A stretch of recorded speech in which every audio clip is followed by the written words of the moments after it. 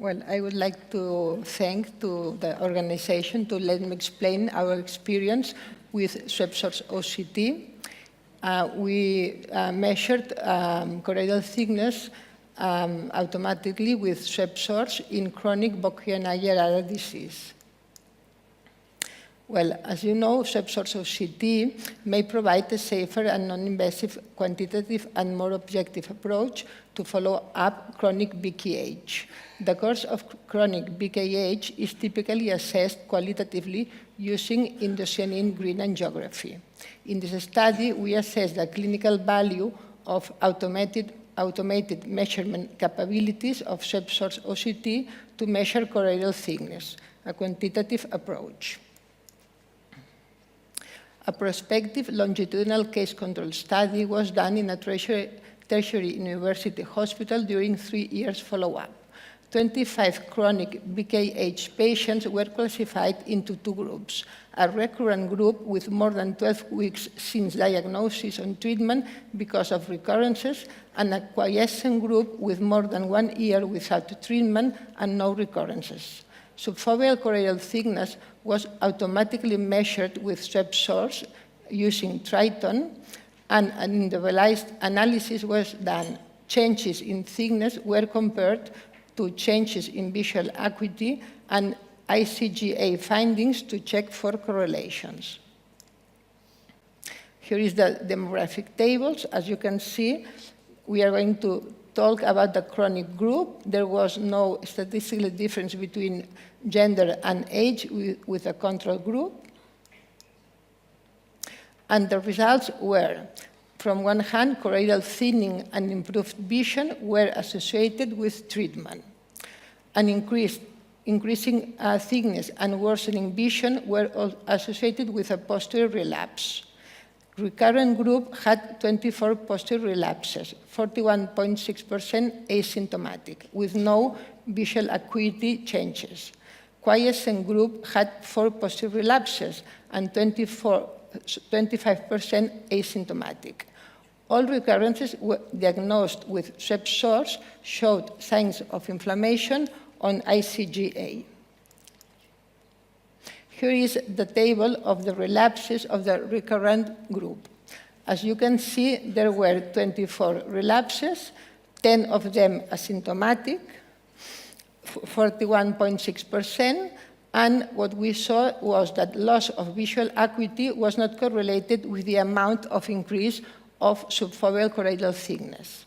For example, the minimum choroidal increase without loss of vision was 50 microns, whereas the maximum choroidal increase without loss of vision acuity was 300 microns.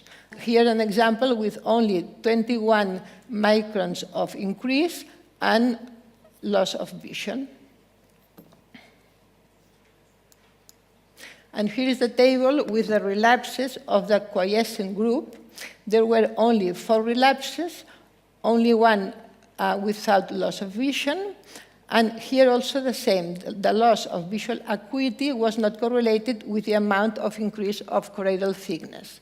For example, there was a choroidal increase without loss of vision with 48 microns of increase, and a choroidal increase with maximum loss of vision of visual acuity, and an increase of only 25 microns.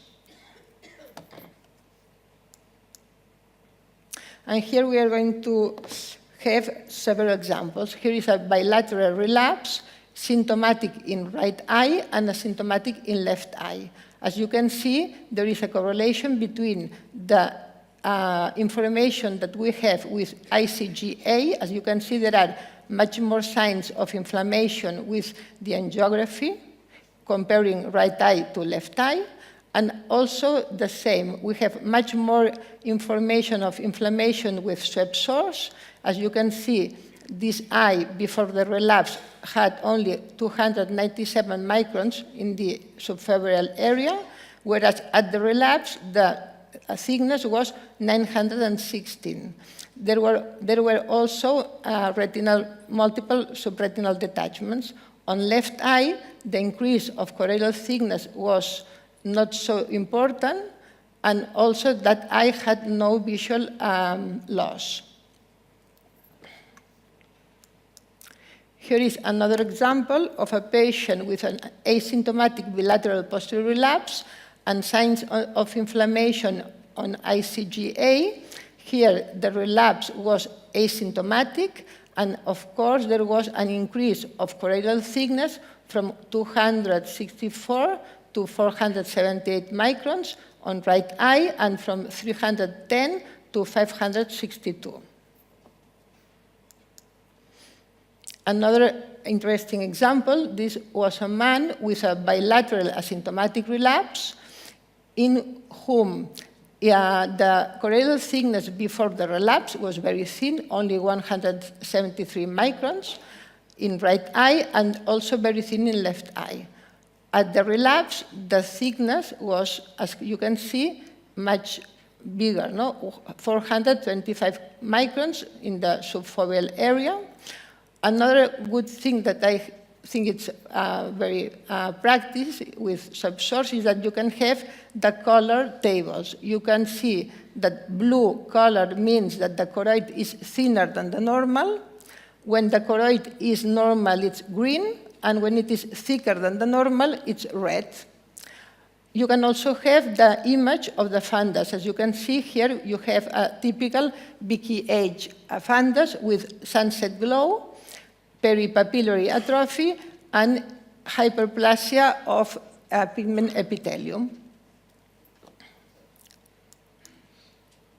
Here is another example in whom she was a woman with the left eye was her best eye, and he could only see 10% with her best vision.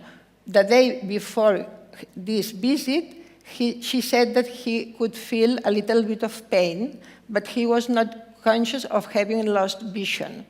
The problem was, as she had a lot of posterior synechias, we couldn't do an ICGA because of the poor mydriasis, the cataract, and the vitreous haze. So thanks to SwepSource OCT, we could measure the choroidal thickness. Pre-relapse was only 187, and at the relapse, 604. So we could make the diagnosis of posterior relapse only with a SwepSource. We couldn't do it in another way because even we couldn't see the fundus of the lady. Here is another interesting one. Here there is a bilateral relapse after tapering the treatment. In this case, here we were tapering the treatment. The choroid was still inflamed with 500 microns and 417. And in another visit, the patient came asymptomatic without loss of visual acuity, but we could see that the choroid was thicker with 680 microns and 478. So this was the most important way of knowing that we couldn't taper the treatment. So we stopped tapering until the next visit, where we could see that the choroid was not so thick, and then we decided to go on tapering the treatment. So in conclusion, we can say that automatic measurement of choroidal thickness with SwepSource OCT is a rapid, non-invasive manner of detecting posterior segment recurrences and treatment response in chronic BKH patients. We think also that SwepSource OCT could reduce the need for ICGA for monitor this illness. Thank you very much. Thank you.